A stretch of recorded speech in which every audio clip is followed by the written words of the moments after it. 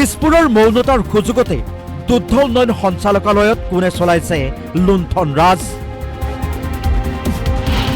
খুদ সঞ্চালিকা পাঞ্চালী কাকতিৰ নেতৃত্বতে বিভাগত ভয়ংকৰ দুৰ্নীতি। কমিছনৰ টকাৰ দাৰখাতেই আনোৱাৰ হেমন্তক ফ্ৰী হেণ্ড পাঞ্চালীৰ।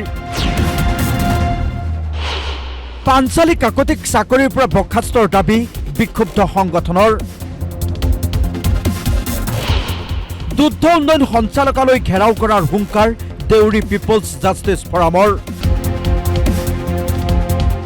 মাননীয় মন্ত্ৰী কৃষ্ণেন্দু পাল ডাঙৰীয়া, আপোনাৰ নিৰ্বিকাৰ ভূমিকাৰ বাবেই দুগ্ধ উন্নয়ন সঞ্চালকালয়ত সংঘটিত হৈছে অবাধ দুৰ্নীতি।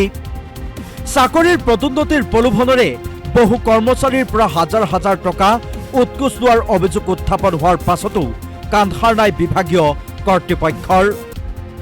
দুগ্ধ উন্নয়ন সঞ্চালকালয়ৰ ছিনিয়ৰ এছিষ্টেণ্ট আনোৱাৰ হুছেইনে নলবাৰীৰ এইগৰাকী অশোক বৈশ্যৰ পৰা চাকৰিৰ পদোন্নতিৰ নামত 50,000 টকাৰ উৎকোচ লৈছিল।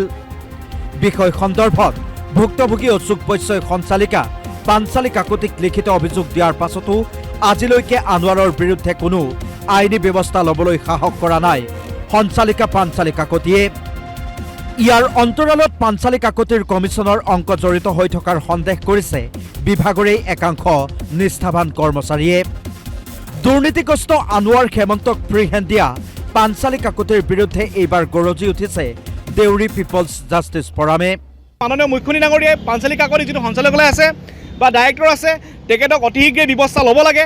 কাৰণ কেলে আপোনাৰ CM ভিজিলেন্সতে ল'ব লাগে, নহ'লে কিন্তু ইয়াৰ যদি ব্যৱস্থা যদি অসম চৰকাৰে নকৰে, দেউৰী পিপল জাষ্টিছ ফৰামে যিটো খানাপাৰা অৱস্থিত যিটো অফিচ আছে তাত আমি সম্পূৰ্ণ কি হয় ধৰ্ণা কাৰ্যসূচী বহিবলৈ আমি বাধ্য হ'ম যদি অসমৰ মাননীয় মুখ্যমন্ত্ৰী ডাঙৰীয়াই যদি ব্যৱস্থা নলয়। কাৰণ কেলে আপোনাৰ যিটো সপোন, আপোনাৰ যিটো বাস্তৱত আপুনি ৰূপায়ণ কৰিবলৈ বিচাৰি আছে যে অসমখন ভাৰতবৰ্ষৰ 5 নম্বৰ স্থানত নিম বুলি ভাবি আছে, কিন্তু এনেকুৱা যদি অফিচাৰ, এনেকুৱা যদি ব্যক্তি যদি আপোনালোকৰ অফিচত যদি গিজে থকা যায়, তেতিয়াহ'লে আপোনাৰ সপোনটো সপোন হৈ ৰ'ব মাননীয় মুখ্যমন্ত্ৰী ডাঙৰীয়া।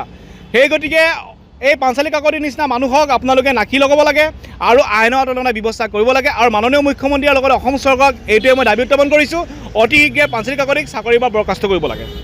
দুগ্ধ উন্নয়ন সঞ্চালকালয়ত সৰ্বকালৰ বাবে কলংক সনা ঘুচখোৰ আনোৱাৰ হুছেইনৰ বিৰুদ্ধে আইনী ব্যৱস্থা নোলোৱা পাঞ্চালী কাকতিক শীঘ্ৰেই চাকৰিৰ পৰা বৰ্খাস্ত কৰাৰো দাবী জনাইছে এই সংগঠনটোৱে। দিছপুৰৰ বৰমূৰীয়াসকলে যদিহে দুৰ্নীতিৰ পৃষ্ঠপোষক পাঞ্চালী কাকতিৰ চাকৰিৰ পৰা বৰ্খাস্ত নকৰে, দেউৰী পিপলছ জাষ্টিছ ফৰ ফৰামে শীঘ্ৰেই খানাপাৰাস্থিত দুগ্ধ উন্নয়ন সঞ্চালকালয়ত ধৰ্ণা কাৰ্যসূচী ৰূপায়ণ কৰাৰো হুংকাৰ প্ৰদান কৰে। বিষয় সন্দৰ্ভত DY 365ৰ অনুসন্ধান অব্যাহত থাকিব। ৰাতুল ৰঞ্জন চৌধুৰীৰ ৰিপৰ্ট, DY 365।